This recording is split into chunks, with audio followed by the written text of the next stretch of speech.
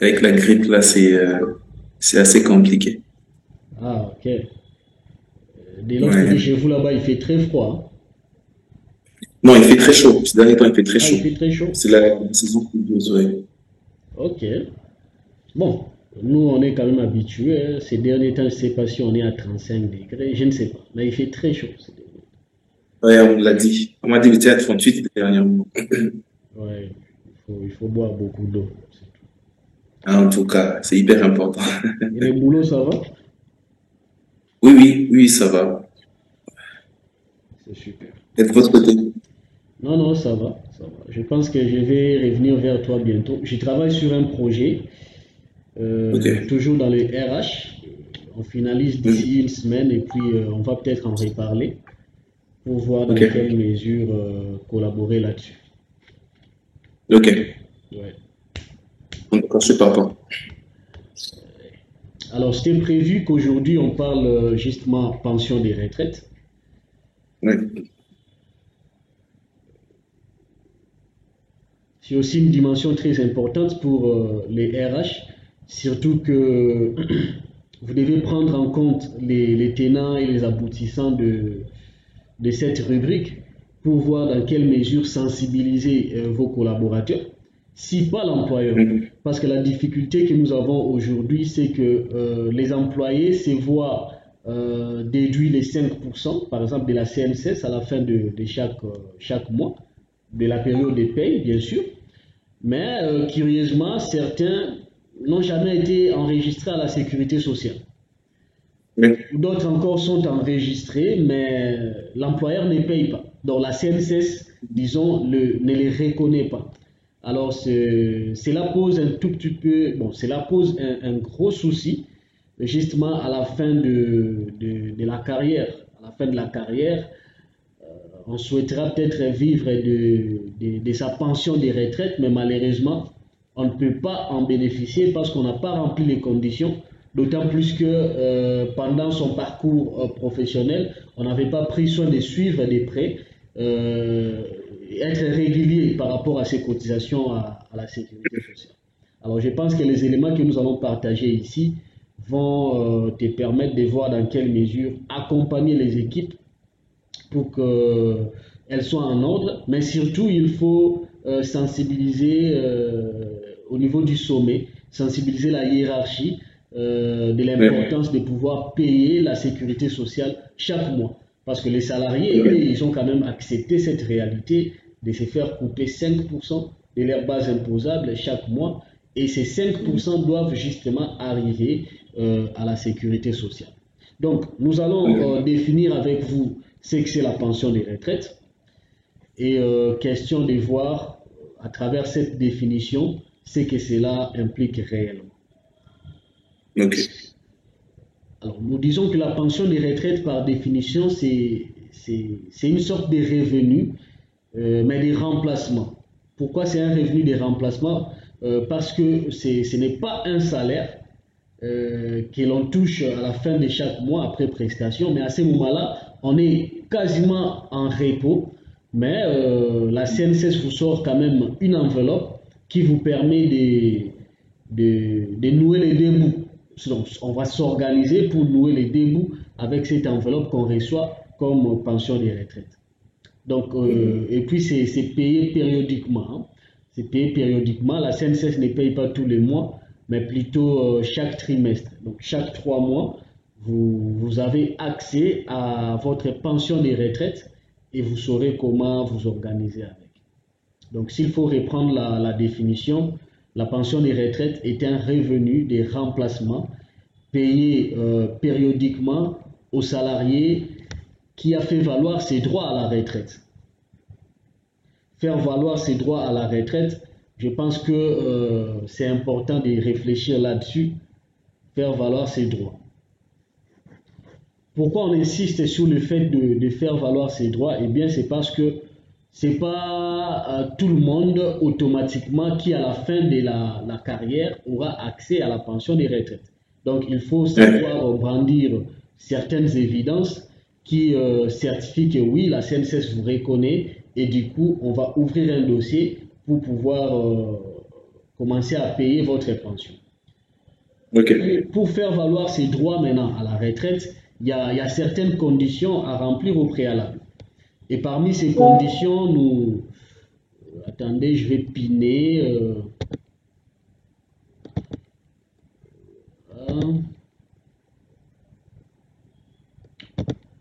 Voilà. Donc, parmi les conditions à remplir pour faire valoir ses droits à la retraite, il y a d'abord le facteur âge. Il y a le facteur âge. Donc, il faut avoir entre 60 ans et 65 ans pour pouvoir espérer être éligible à la pension des retraites. Donc, 60 ans, Ok. c'est vraiment l'âge recommandé pour pouvoir partir en retraite. Mais il y a certains aspects qui sont pris en compte, qui font que pour certaines personnes ou certains employés, ils se voient prolonger cette période jusqu'à atteindre 65 ans. Mais si un collaborateur atteint 65 ans, là, vraiment, il y a plus à renégocier là-dessus. Donc, il faut le faire partir à la retraite. Ok. Vous voyez? Donc, tandis qu'il y a aussi possibilité de pouvoir demander un départ anticipé. Un départ de manière anticipée avant même d'avoir atteint l'âge de 60 ans. Et à ce moment-là, à l'âge de 55 ans, quelqu'un peut demander un départ de manière vraiment anticipée. Bon, si il estime qu'il a besoin de plus de temps pour s'occuper d'autres choses, la famille, ou prendre soin de ses affaires, ses investissements et tout, on peut toujours lui accorder un départ de manière anticipée. Ouais. Donc, c'est vraiment ça. Il y a le facteur âge, donc question de vérifier que par rapport à l'âge, vous remplissez bien les conditions requises pour pouvoir bénéficier de la pension de retraite. Oui, mais j'aimerais savoir, cette pension, elle touche quel type de personnes? Est-ce que ça touche tous les agents, agents de l'État comme agents je veux dire quoi? Agents de l'État ou privés, voilà. Oui, bien sûr, Parce que bien sûr. je vois que chez l'État, il y en a qui ont 80 ans, Mhm. voire 90 ans qui continuent à travailler. Mhm. Comment cette différence-là, comment on explique ça? Bon, c'est quand même une triste réalité. Et ce qui est vrai, c'est que tout le monde est concerné par ces dispositions prises de pouvoir partir tout au plus à l'âge de 65 ans. Et les secteurs publics, donc les agents publics, les fonctionnaires de l'État, et ils sont gérés et régulés par la CNSA. Hein, la Ok, CNSA, qui est la Caisse nationale de sécurité sociale des agents publics. ok. Donc c'est auprès de la CNSA que les agents publics de l'État, après leur carrière, vont devoir s'orienter pour pouvoir toucher leur pension de retraite régulièrement. Tandis que dans le Mhm. secteur privé, on se dirige vers la CNSS, la Caisse nationale de sécurité sociale. Alors là, nous avons quand même essayé de mener quelques études là-dessus, voir pourquoi est-ce que chez l'État, on garde encore les papas qui ont jusqu'à 80, 70, Ouais. 75, etc. Bon, le truc c'est que à la fin de votre carrière, l'employeur se voit dans l'obligation, avant de vous libérer, de vous pouvoir payer ce qu'on appelle le solde de tout compte. Ok, les Mhm. indemnités de sortie, calculer les décomptes finales et tout. Alors, ce qui se passe avec l'État aujourd'hui, c'est que pour certains, cela passe quand même facilement, où à la fin de la carrière, on peut calculer votre décompte, on vous paye. Alors, la difficulté Mhm. avec nos vieux papas qu'on voit là, c'est qu'ils travaillent dans des structures qui, jusque-là, ont du mal à réunir les fonds nécessaires pour payer les indemnités de sortie. Alors, pour ne Mhm. pas les livrer vraiment à une vie de précarité après le travail, on les retient quand même, attendant que on sorte les décomptes finaux et puis ils vont être libérés. Et cette attente, Ok. malheureusement, prend beaucoup plus de temps, mais on fait avec. Ok. Donc, le problème, c'est au niveau de l'État, alors. Donc, Oui, oui, les agents oui, n'ont pas oui. des... Oui. Parce que chez le privé, si vous retenez quelqu'un au-delà de 65 ans, vous allez être frappé. Vous allez être frappé par Effectivement, les inspecteurs du pénalisé, oui. travail, etc. Effectivement. Ouais. Donc là, il faut vraiment faire très attention, d'où l'importance aussi d'avoir sous vos yeux les dossiers de chaque collaborateur, avoir les âges et tout. Voilà. Ouais. Merci, c'est compris. Très bien. Alors, ça, c'était la première condition, le facteur âge. La seconde condition, c'est le facteur nombre de temps de cotisation. Il y a un seuil minimum recommandé en termes de nombre de mois ou d'années de cotisation. Alors, à la fin de votre carrière, vous devez atteindre ce Répondre, s'il seuil. vous plaît, j'ai pas entendu, la connexion a un peu bougé. Oui, je disais ceci. La deuxième condition à remplir, c'est le facteur temps de cotisation. Vous avez Ok. cotisé à la sécurité sociale pendant combien d'années? Mhm. Voyez-vous? Donc, c'est Ouais. cela, si il n'est pas atteint, vous ne serez pas éligible pour commencer à toucher la pension de retraite. Et le temps minimum recommandé pour toucher la pension de retraite à la CNSS, c'est 15 ans de cotisation. 15 Ok. ans de cotisation, donc il faut avoir atteint 15 ans de cotisation ou 180 mois de cotisation. Ça, c'est le minimum. Hein? Ouais. Oui, mais vraiment, le délai recommandé, c'est 30 ans de cotisation. Ok. Oui, parce qu'on suppose que quelqu'un qui a commencé à travailler à l'âge de 25 ans, par exemple, il a commencé à cotiser à la sécurité sociale. À l'âge de 55 ans, il aura atteint 30 ans de cotisation. Oui, À ce oui. moment-là, il peut même demander un départ anticipé en retraite. Il aura déjà atteint 30 ans de cotisation et il sera éligible pour toucher la pension de retraite. Ok. Voilà. Alors, qu'est-ce qui arrive si quelqu'un, malgré sa bonne volonté de pouvoir cotiser à la sécurité sociale, n'a pas pu atteindre 15 ans de cotisation, le minimum recommandé? Vous avez une Mhm. idée? Comment? Reprenez, s'il vous plaît? Supposons vous êtes affilié à la sécurité sociale. Mais quand vous partez Oui. en retraite, la sécurité sociale fait les décomptes et se rend compte que vous n'avez pas cotisé pendant 15 ans.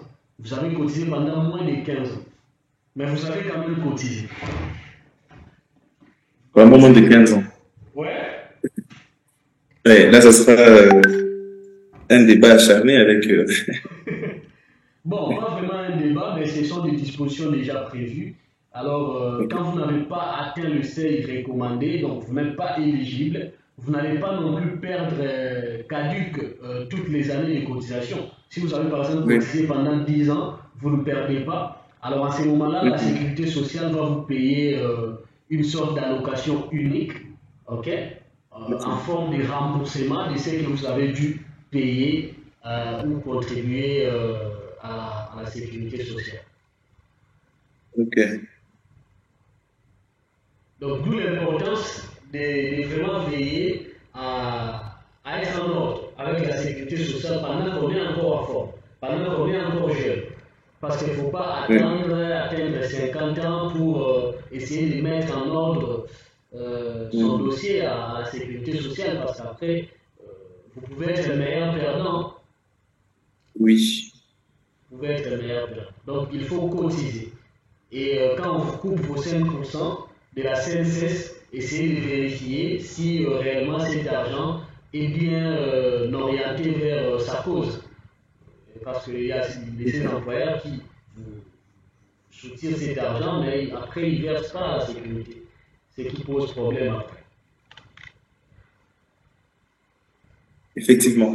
Et donc là, on va dire que c'est différent des allocations familiales, parce que l'allocation familiale, non. Les On allocations donne 3 fois le familiales mois. n'ont rien à voir avec la pension de retraite. Parce que les allocations familiales sont tout de suite après rétrocédées. Vous voyez, Ok. quand l'employeur paye ses 18% à la sécurité sociale, dans les 18% là, les 5% Oui. supportés par les salariés, ces 5% là, on ne bouge pas. Ok. Ça, c'est vraiment pour la pension des retraites. Alors, les Ouais. 13% restants, c'est dans les 13% là où, à un moment donné, la CNCF va prendre 6,5% pour rétrocéder à l'employeur. et c'est les 6,5% qui sont utilisés justement pour les allocations familiales. Effectivement. Oui.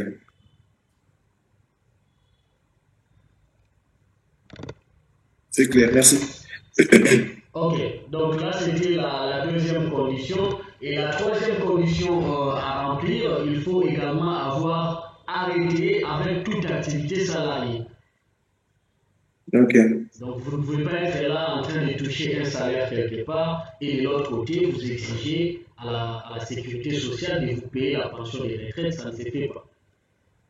Parce qu'à la fin de votre carrière, au lieu d'avoir un contrat de travail, vous pouvez peut-être travailler en tant que consultant avec des structures qui auront besoin de votre ou de vos services. Vous pouvez être consultant, là c'est vraiment du freelance, vous êtes libéral, vous pouvez faire ces tafs-là. Mais avoir un contrat où on vous paye un salaire chaque fin du mois, non.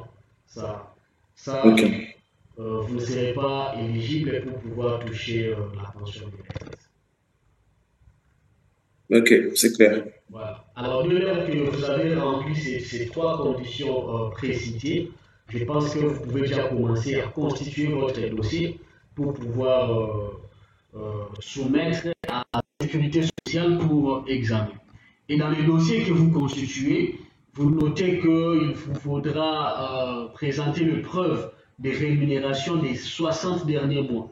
Soit vous allez présenter vos 60 derniers bulletins de paye reçus chez votre dernier employeur ou vos différents employeurs, si dans les 5 dernières années, vous avez dû changer d'emploi.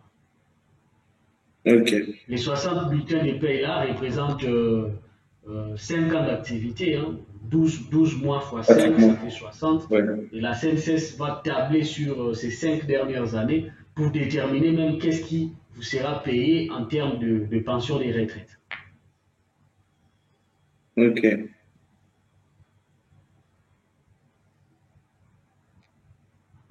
Alors, en dehors de ces bulletins de paye, vous allez également annexer la copie de votre pièce d'identité. Vous annexez la copie de votre carte d'immatriculation à la sécurité sociale. Vous annexez la copie de l'attestation des mariages. C'est très important. Oui. Quand le mariage est légal, cela joue aussi à l'avantage du retraité. Parce que quand le mariage n'est pas légal, vous mettez en difficulté les membres de votre famille. Pourquoi? Parce que si le mariage est légal, ça arrive. Après la retraite, le retraité peut nous quitter, le retraité peut mourir.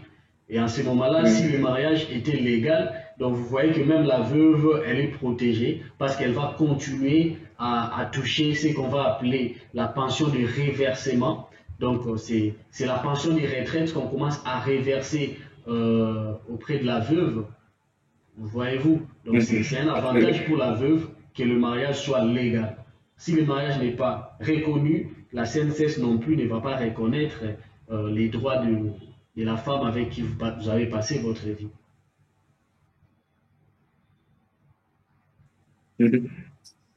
Et même avec les enfants, d'où l'importance d'enregistrer les enfants. Hein? Il faut enregistrer les enfants de manière vraiment légale, que ce soit au niveau de la commune, au niveau de l'entreprise, parce qu'après, la CNSS va aussi payer les enfants qui ont encore l'âge de la scolarité, qui partent encore à l'école. Je crois que la limite, c'est 23 ans. Ils peuvent bénéficier de la pension d'orphelin. La pension d'orphelin, les enfants touchent cette pension-là. Et chaque enfant orphelin qui a moins de 23 ans va toucher 20% de la pension de veuvage ou de reversement. Donc, ce que la maman veuve touche, chaque enfant touchera 20% de ces montants. Ok.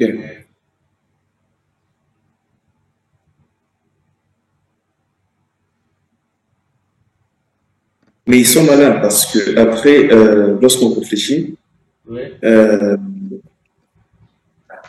nous nous rendons compte que à 65 ans, par exemple, je meurs bien, je commence mes démarches à 65 ans. Et ça prend beaucoup de temps. On a fait beaucoup de démarches chez nous déjà pour plusieurs agents. Et j'ai 65 ans, je meurs à 67 ans. Après 2 ans de démarche, je n'ai pas encore eu cette pension-là. Après 2 ans, j'ai décède, mais je me suis marié à 25 ou à 26 ans. C'est-à-dire que mon premier enfant, s'il a 65 ans, mon premier enfant aura déjà une trentaine. Ouais. Donc, parmi les enfants, si j'en ai 5, les enfants qui auront peut-être à bénéficier à cette pension, ça sera peut-être le dernier, le cadet. Il pourrait avoir 23 ans ou je sais pas, 21 ans. Tout On à voudrait fait. que si à 65 ans je pars, je meurs, tout de moi aussi part parce qu'après, il n'y aura aucun enfant qui aura cet âge-là. C'est seulement la femme qui pourra bénéficier Oui, la de femme ce va en montant. bénéficier jusqu'à sa mort également, hein. Jusqu'à sa mort, Mm. la femme va devoir en bénéficier. Mais c'est comme ça, parce que les enfants sont encouragés à être autonomes à un moment donné. Ah oui, c'est vrai. Ouais. À 23 ans, il est censé finir ses études et puis commencer à travailler. Donc, il Ouais, va pas continuer à dépendre de la pension, de la sécurité ouais, sociale. c'est vraiment ça.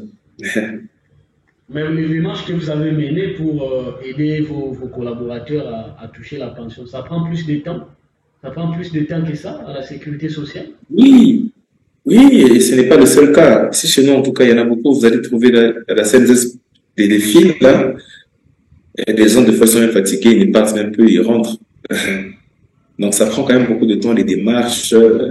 Il faut que le dossier rentre chez tel, ça sort chez les DP. C'est beaucoup de démarches. Ça prend beaucoup de temps et certains se fatiguent et disent, bon, voilà, dès qu'elle sera prêt, vous allez nous appeler.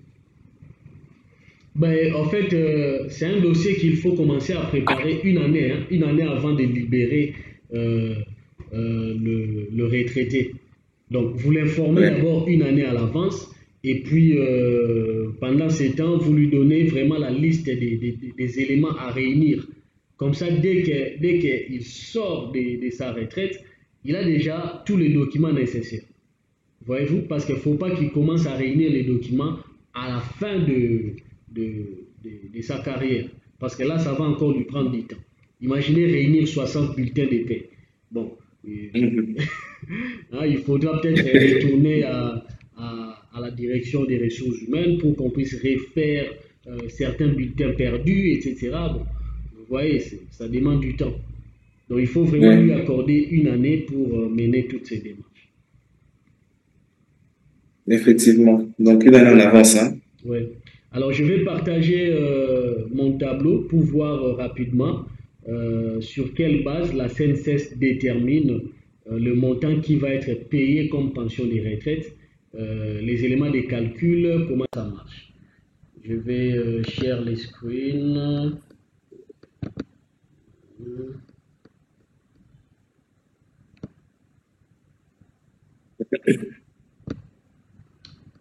Voilà, là nous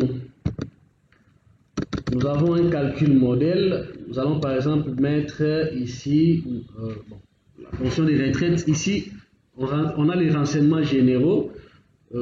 Par exemple, Diour, Mouteba, Mouteb. Mouteba. Voilà. Bon, c'est Mouteb dur, normalement. Mouteb est plus dur. Ok. Mouteba, Diour. Moi, Sinon, la CNSS ne va pas reconnaître ça et va dire que c'est pas toi, c'est le carte d'identité est un autre nom et dur Mouteb, c'est pas toi. ouais, voilà. Et De toute bloquer ma façon, moi, pension. j'aime souvent commencer avec le prénom. Je ne sais pas pourquoi, mais... Ouais. Alors, Mouteb Diour, la CNSS tient compte du nombre de mois de cotisation, comme vous pouvez noter là. Donc ici, on renseigne Ouais. le nombre de mois de cotisation. On suppose que vous avez cotisé à la sécurité sociale pendant 30 ans ou pendant Ok. 360 mois. Et ça, c'est juste un exemple. Si vous aviez un Ouais. salaire de base de 200 dollars et que votre base imposable était par exemple de 300 dollars, Mhm. voilà comment la CNSS va procéder pour pouvoir euh, euh, déterminer le montant à payer comme pension de retraite. Ici, au Mhm. niveau de la cotisation, par exemple, vous voyez que chaque mois de cotisation, vous envoyez 15 dollars à la CNSS. Ces 15 dollars Ok. représentent les 5% de la CNSS qu'on déduit de votre rémunération chaque mois. Parce que quand on Ok. regarde la base imposable ici, c'est 300 dollars. Oui. Et puis, 5% de 300 dollars, c'est 300, 1500, 1505, 15, voilà. 15. Voilà. Donc, Oui. 5% de 300 dollars, c'est 15 dollars. Ce qui veut dire que pendant 360 mois, vous avez cotisé 15 dollars à la sécurité sociale, ce qui a donné une Oui. affaire de 5400 dollars. Mhm. Disons, pendant toute votre carrière, vous avez cotisé 5400 dollars à la sécurité sociale pour votre pension de retraite. OK. Et la CNSS s'en tient à votre cotisation annuelle surtout. Elle va prendre la dernière année de cotisation où vous avez cotisé 15 dollars pendant 12 mois, ce qui fait 180 dollars. Ça, c'est Oui. une cotisation annuelle. OK. D'accord? Et puis ces Oui. 180 dollars, la CNSS va les diviser par 60. Disons par les 60 derniers mois, soit les 5 dernières années, comme on l'avait dit. Vous allez apporter les 60 derniers bulletins de paye pour vos 5 dernières années et la Mhm. CNSS va se référer de ces 5 dernières années comme taux de référence. Donc, elle va prendre les 180 dollars de cotisation annuelle divisé par 60, ça donne 3 Mhm. dollars. Oui. Ça donne 3 dollars. Alors les 3 dollars Mhm. ici, c'est vraiment ce qui vous revient de droit. Hein, quand vous cotisez vos 15 dollars là, ce qui vous est gardé pour votre pension de retraite ou ce qui vous est gardé pour servir des calculs de votre pension de retraite, c'est 3 dollars Mhm. que la CNCS va multiplier par le nombre de mois de cotisation. OK. Donc 3 dollars multiplié par 360, ça fait 1080 dollars que vous allez toucher annuellement comme pension de retraite. OK. Annuellement. Annuellement. Alors, puisque la CNCS Sur- paye trimestriellement, c'est-à-dire on va prendre ce montant de 1080 dollars, on divise par 4 trimestres et ça nous donne Oui. 270 dollars que vous allez toucher chaque trimestre comme pension de retraite. OK. C'est Et quand c'est même sur quelque combien chose. d'années? C'est quand Jusqu'à même la mort? quelque chose, non? Ouais, bon, c'est quelque chose, mais bon. Je suis plus salarié, je suis à la maison. À moins que mes Ouais, enfants prennent soin de moi, ça ne me servira pas à grand-chose, hein. ouais. Ouais. Mais après, c'est pour combien d'années? Jusqu'à la mort? Ouais, c'est à vie, hein? C'est à vie. C'est à vie. On considère OK. que après les services rendus à l'État, c'est maintenant l'État qui doit vous prendre en charge quand vous ne serez plus apte, vous ne serez plus à mesure de travail. Effectivement. Voilà OK. pourquoi vous êtes toujours avantagé. Hein? Celui qui cotise a beaucoup plus d'avantages à la fin parce que l'État va vous prendre en charge à vie. Vous allez toucher les 270 dollars toute une vie. Si vous êtes fort, vous pouvez vous taper jusqu'à 90 ans. Ouais. Ça verra au petit. Vous pouvez vous taper jusqu'à 90 ans. Donc voilà un OK. peu en gros ce qu'on peut retenir sur de la pension de retraite. Mhm. De la pension de retraite. Est-ce qu'il y a d'autres préoccupations par rapport à ça? Non, non. Là, c'était très clair. Les calculs est assez simple. Mhm. Donc, tout est bien. Les cas particuliers, je les ai posés. J'ai eu des solutions. Donc, voilà. C'est ça. Tout est bien. Par contre, si vous permettez que je rentre un peu dans les anciens cours, j'avais besoin d'avoir deux éléments, deux, trois éléments concernant les heures supplémentaires. Vous avez parlé de deux premières heures par semaine. Les deux premières heures par semaine sont à tel pourcentage et les prochaines heures à tel autre pourcentage. Mhm. Alors, ce que moi je voulais savoir, c'est que chez nous, on calcule pour les deux premières heures de la semaine. Laissez-moi trouver, là j'ai noté la question pour me rappeler bien la question. Euh,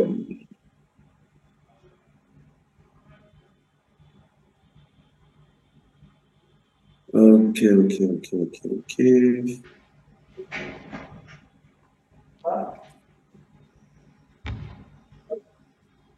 Excusez-moi.